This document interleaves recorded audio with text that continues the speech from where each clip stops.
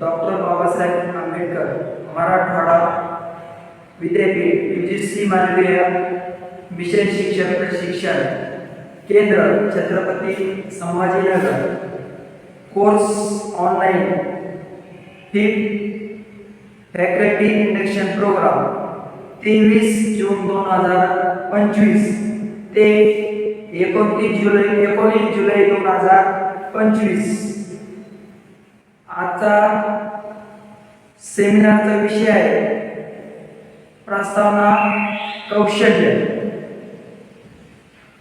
प्रस्तावना कौशल्य म्हणजे एखाद्या विषयाची, एखाद्या घटनेची किंवा एखादी पाठाची सुरुवात प्रभावीपणे करणे। यामध्ये विद्यार्थ्याचे लक्ष वेधून घेणे, त्यामध्ये नवनवीन प्रकारच्या संकल्पना तयार करण्यासाठी, त्या शिकण्यासाठी त्यांना प्रवृत्त करणं। म्हणजे त्यामध्ये एखादा धडा असेल, कविता असेल, गद्य असेल, पद्य असेल, ते शिकवत असताना त्या विद्यार्थ्यांना घटकाबद्दल किंवा घटकाविषयी आवड निर्माण करणे किंवा लक्षित केंद्रित करणे किंवा आकर्षित करणे असं आपल्याला म्हणता येईल। प्रस्तावनेमध्ये एखाद्या पाठाची सुरुवात किंवा संकल्पना तयार करण्यासाठी विद्यार्थ्याचं लक्ष वेधून घेण्यासाठी आपल्याला प्रस्तावना करता येईल। त्यामध्ये प्रस्तावना कौशल्यामध्ये वेगवेगळ्या प्रकारच्या पायऱ्या आपण अभ्यासणार आहोत। त्यामध्ये पहिली पायरी आहे प्रभावी। प्रभावी म्हणजे चांगली किंवा प्रभावीशाली किंवा प्रभावी म्हणजे चांगल्या प्रकारची सुरुवात करणे। यामध्ये एखाद्या गोष्टीची गुणवत्ता असेल, परिणामकारकता असेल, एखादी सुरुवात असेल तर ते दर्शवण्यासाठी आपल्याला प्रभावी उपाय करणं किंवा प्रभाव पाडणं गरजेचं आहे। म्हणजे आपल्याला काय सांगता येईल, एखाद्या भाषणाची सुरुवात म्हणजे त्या ठिकाणी प्रभावी होणं गरजेचं आहे। मग त्यामध्ये आपल्याला दुसरी पायरी आहे पूर्वज्ञान जागृती। तर पूर्वज्ञान जागृतीमध्ये एखाद्या गोष्टीच्या किंवा भूतकाळातील अनुभवावर आधारित असलेल्या वैयक्तिक ज्ञानाला काय करणं, सक्रिय करणं। म्हणजे एखादी नवीन परिस्थिती असेल, तिला प्रतिसाद देण्यासाठी वेगवेगळ्या प्रकारची उदाहरणे असतील तर ते वापरून विद्यार्थ्यांना काय करणं, पूर्वज्ञान जागृती करणं गरजेचं आहे। म्हणजे त्यामध्ये आपल्याला काय सांगता येईल, एखादी समस्या सोडवण्यासाठी काय करणं, मदत करणं म्हणजे पूर्वज्ञान जागृती। तिसरी पायरी आहे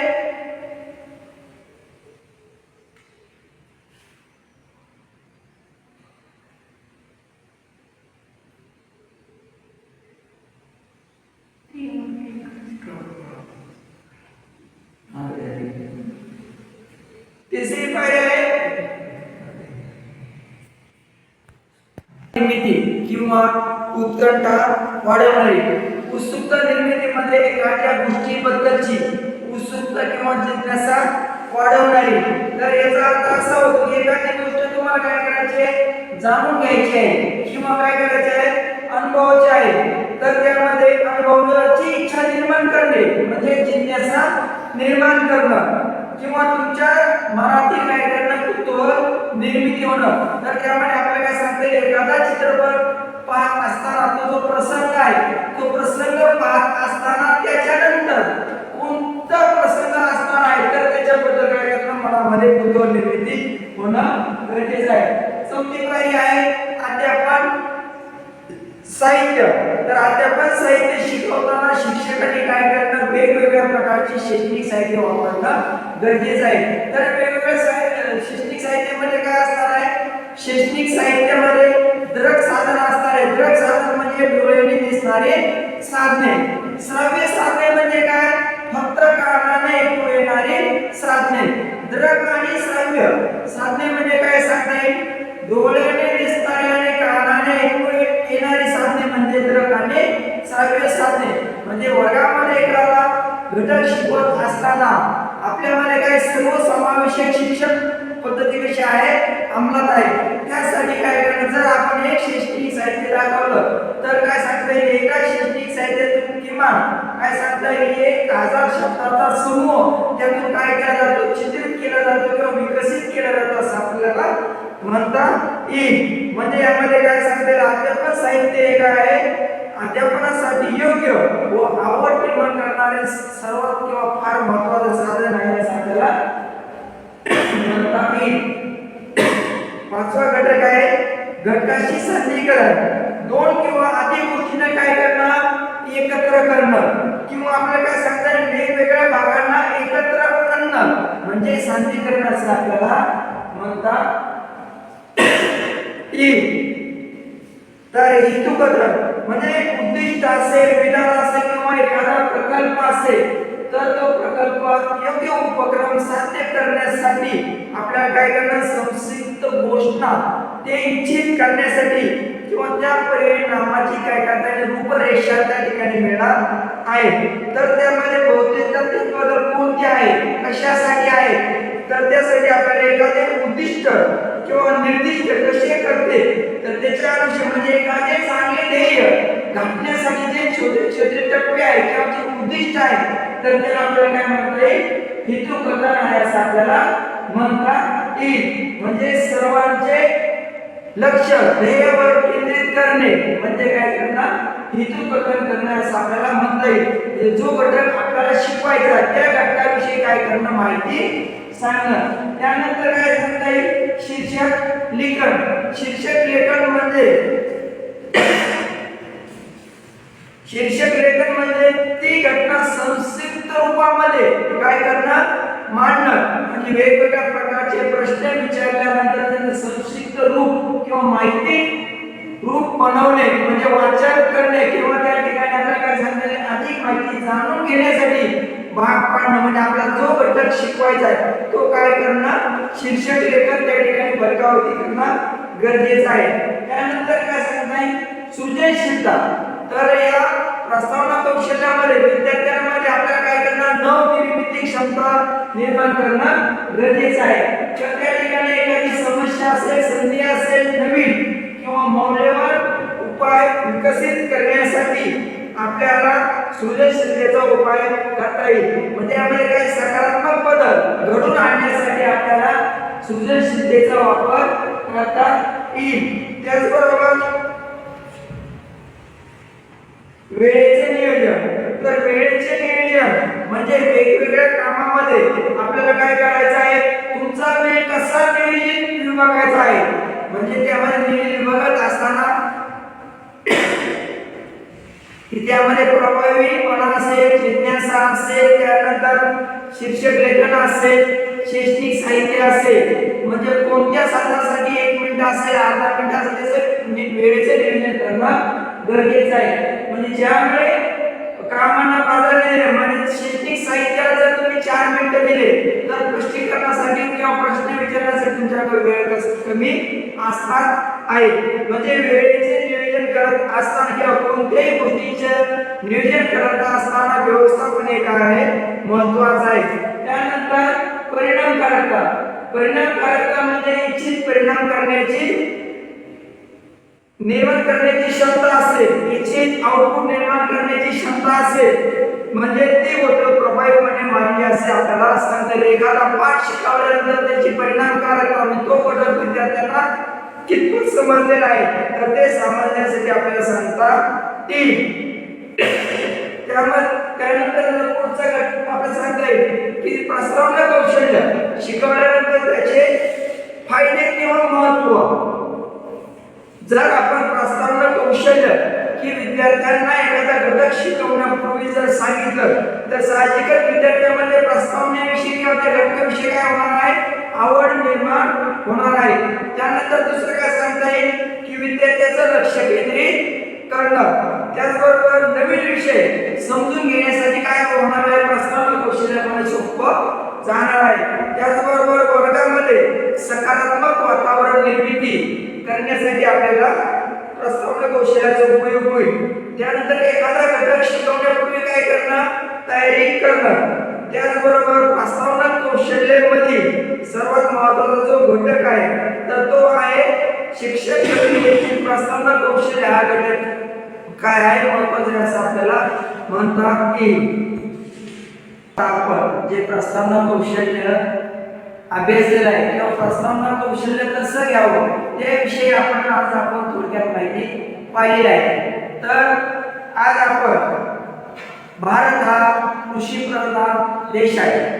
भारतामध्ये अनेक प्रकारचे छोटे मोठे राज्य आहेत. म्हणजे साहजिकच भारत हा बहुसंस्कृतीने नटलेला देश आहे. भारत हा सुजलाम सुफलाम असा देश आहे की भारतामध्ये अनेक प्रकारचे अत्याधुनिक क्षेत्र असेल, औद्योगिक क्षेत्र असेल, शैक्षणिक क्षेत्र असेल किंवा संशोधन क्षेत्र असेल, मोठ्या प्रमाणामध्ये काय केलेले आहे, प्रगती केलेली आहे. की भारतामध्ये किती प्रकारचे राज्य आहेत किंवा किती राज्य आहे भारतामध्ये? 29 घटक राज्य आणि 7 केंद्रशासित प्रदेश अशी एकूण 36 घटक राज्य आहेत. म्हणजे भारतामध्ये घटक राज्य आणि केंद्रशासित प्रदेश असे एकूण 36 राज्य आहे असं आपल्याला म्हणता येईल. की भारतामध्ये जसा पाहिलं की भारतामध्ये वेगवेगळ्या प्रकारच्या म्हणजे जसे राज्य आहेत तसे प्रत्येक राज्यामध्ये वेगवेगळ्या प्रकारची वेशभूषा आहे. तर वेशभूषा आपल्याला कोणती सांगता येईल? कोणत्या राज्यामध्ये कोणती वेशभूषा आहे कोण सांगताय? तर भाषा बदलते तसेच त्याप्रमाणे वेशभूषा सुद्धा बदलत असते. जसं भारतीय संस्कृतीमध्ये नऊवारी साडीचा पोशाख भारतीय संस्कृतीमध्ये परिधान केला जातो. त्याच पद्धतीने पाश्चात्य संस्कृतीमध्ये पंजाबी ड्रेस हा परिधान केला जातो. तसेच बंजारा समाजामध्ये सुद्धा त्यांचा विविध प्रकारचा पोशाख आपल्यास पाहावयास मिळतो. बरोबर आहे. म्हणजे गुजरात असेल तर गुजरातीमध्ये धान्यातून खेळत असताना वेगवेगळ्या प्रकारची वेशभूषा असेल. महाराष्ट्र म्हटलं की महाराष्ट्र ही जी आहे संतांची भूमी आहे. संतांची भूमी म्हटलं की संतांचा वेश असेल वेश त्या ठिकाणी परिधान करणार असणार आहे. त्याचबरोबर छत्रपती शाहू महाराज असेल, राजर्षी शाहू महाराज असेल, त्यानंतर राजमाता जिजाऊ असतील, अहिल्याबाई होळकर असतील, तर म्हणजे वेगवेगळ्या प्रकारचे त्या ठिकाणी आपल्याला उदाहरणे देता येतील. की त्याच पद्धतीने भारतामध्ये महाराष्ट्रामध्ये कोणकोणत्या प्रकारचे सण आणि उत्सव साजरे केले जातात महाराष्ट्रामध्ये कोण सांगताय?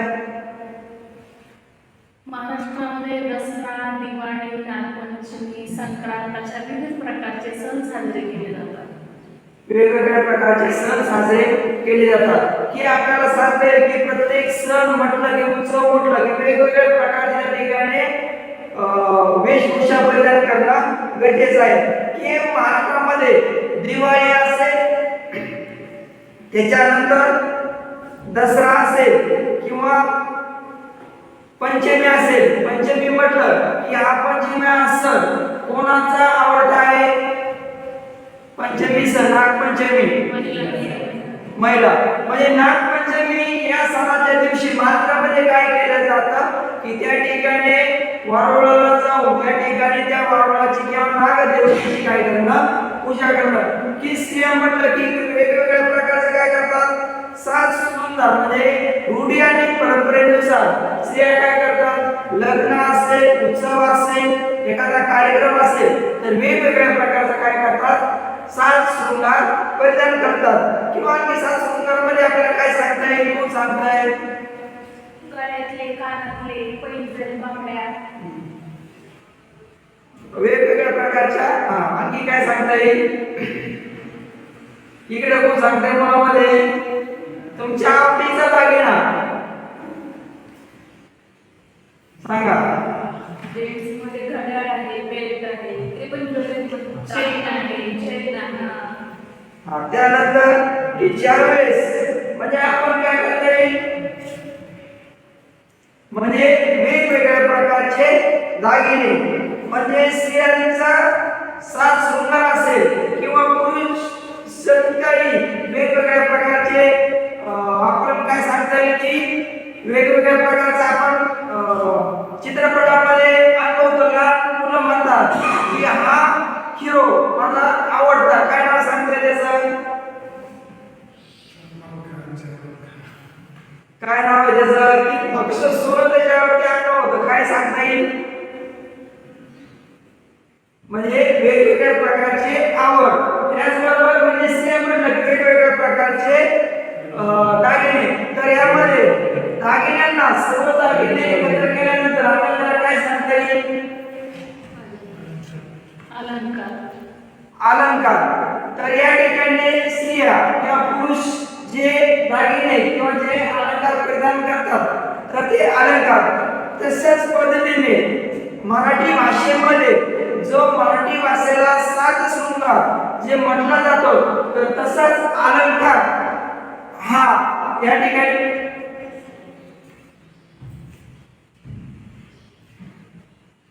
मराठी भाषेमध्ये अलंकार हा घटक आज आपण अभ्यासणार आहोत.